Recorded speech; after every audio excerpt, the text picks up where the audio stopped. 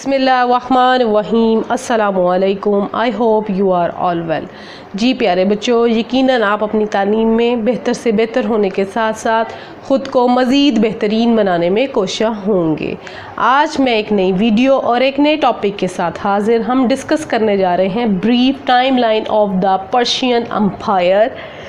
जी, Persian empire यानी कि फ़ारसी सल्तनत का मुख्तसर सा टाइमलाइन हम डिस्कस करने जा रहे हैं कि कब फ़ारसी सल्तनत का स्टार्ट हुआ था और कब इसका एंड हुआ था, इसका ज़वाल हुआ था। तो हम इस टाइमलाइन पीरियड में रीड करते हैं और सीखते हैं। जी, 550 BCE 550 कबल मसीह मीन्स हज़रत ईसा अलैहिस्सलाम की पैदाइश से पहले का वक्त जो है उसको हम डिस्कस करने जा रहे हैं पर्शियन एम्पायर यानी कि फ़ारसी सल्तनत के बारे में। Cyrus second came to the power, जब इक़्तिदार में आया, and was soon attacked by the king of Media, और जल्द ही मीडिया के बादशाह की तरफ से हमला किया गया। किस पर? साइरस पर। साइरस डिफीटेड, साइरस ने शिकस्त दी द ऑपोजिंग किंग, अपने मुखालिफ बादशाह को, एंड कन्क्वायर्ड लीडिया, और लीडिया को फतह कर लिया। कब फतह किया था साइरस दोम ने? 550 BCE 550 कबल मसीह। 539 BCE 539 कबल मसीह में क्या हुआ था? 539 कबल मसीह में साइरस कैप्चर्ड बेबीलोन, साइरस ने बेबीलोन को पकड़ा था। कब? 539 में।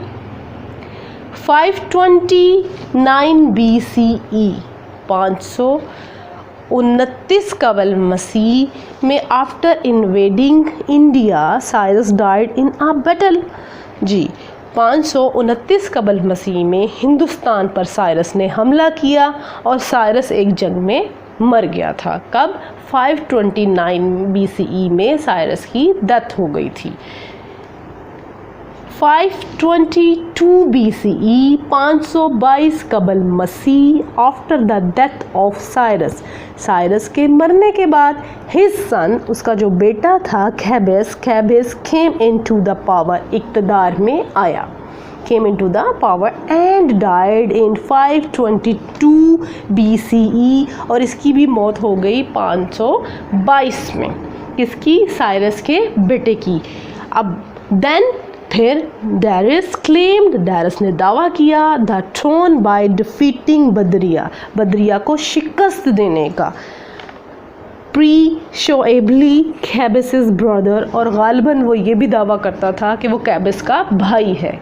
जी, ये सारी चीज़ें कब हुई? 522 BCE में। 490 BEC 490 कबल मसीह में क्या हुआ? डिस्कस करते हैं।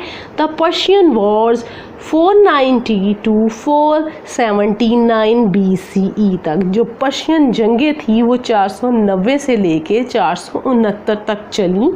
द ग्रीक्स जो यूनानी थे एंड पर्शियंस बैटल, जो इनकी यूनानियों की और फारसियों की जो जंगें थी, for territory for several years, काफ़ी अरसे तक वो लड़ते रहे इन इलाकों पर। कौन? फारसी और यूनानी। 485 to 359 BCE 485 से 359 कबल मसीह leaders came and went, leader आए और लीडर गए, उनके जो रहनुमा थे आए और गए। इंक्लूडेड, जिसमें शामिल थे Xerxes, this word is pronunciation Xerxes, and Artaxerxes. जी, इनको प्रोनाउंस करते हैं ज़रक्सीज़ एंड आर्ताज़र्क्सीज़, जो लीडर्स थे आए और जाते रहे कि इनके एम्पायर में, इनके दौर में। जी, 331 BCE जी 331 कबल मसीह में the end of Persia empire, जो पर्शिया की सल्तनत थी उसका ख़ात्मा हो गया था। कैसे हुआ था इसको डिस्कस करते हैं। आफ्टर डेरस थर्ड, डेरस जो थर्ड था took over Alexander the Great of Macedonia जी, मैकेडोनिया पर उसने हमला किया था अलेक्जेंडर ने। और after losing 3 battles with Alexander, Darius was defeated in 331 BCE and was murdered in 330 BCE। तो ये सिकंदर अज़ीम से 3 लड़ाइयाँ हारने के बाद इसे बुरी तरह शिकस्त हुई। 331 कबल मसीह में डैरस को बहुत बुरी तरह शिकस्त हुई और 330 में इस कबल मसीह में से कत्ल कर दिया गया था। जब इसे कत्ल कर दिया गया तो 330 में कत्ल कर दिया गया, तो फिर जो अलेक्जेंडर था वो पर्शियन से अम्पायर बन गया था। उसने अपने कब्ज़े में पर्शियन फ़ारसी जो ममालिक थे उनको अपने कब्ज़े में कर लिया था। जी स्टूडेंट, आई होप सो आपको ये टॉपिक अच्छे से समझ आ गया होगा। अगर आपको ये वीडियो अच्छी लगे लाइक करें, शेयर करें एंड सब्सक्राइब करें।